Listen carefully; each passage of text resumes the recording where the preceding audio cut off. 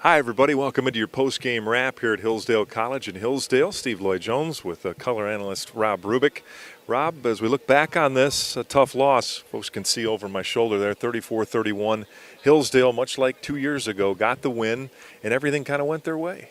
Yeah, it was kind of like the perfect storm, I think, tonight, Steve. When you look at it, everything that Hillsdale needed to happen seemed to happen exactly when they needed to, and everything that Grand Valley could ill afford happened at the most inopportune times. Even at the end of the game when Grand Valley was still clawed their way in it, had a chance to play to overtime, they blocked a field goal. At least we think they got a piece of it, and they get called for running into the kicker. And those type of things are just really difficult to overcome, especially when they happen at the end of the game. Guys that stood out to you, who on the positive side did? Well, I think guys that are the same old cast of characters. You look at inside with defensive tackles, Danny Richard and Andre Thomas, both played extremely well getting into the backfield, making the night very tough going for Joe Glendenning. And I think in the secondary, Michael Hatcher, he had a tough play. He jumped too early on one of the passes, allowed the long touchdown run. But overall, him and Veal played really, really tough. And a lot of responsibility was put on them.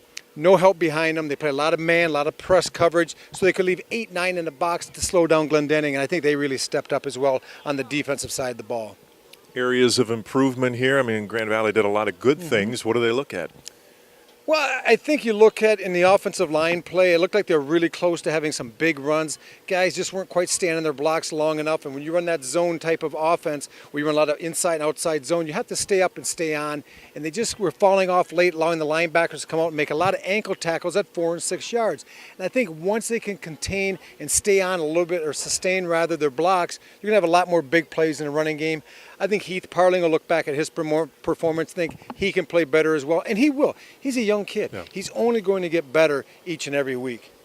That's the story tonight here from Hillsdale. Again, Grand Valley falls 34-31. In action next week at Indianapolis. Grand Valley there in week 3. For Rob Rubick, I'm Steve Lloyd-Jones. Thanks for watching today here on the Grand Valley Sports Network.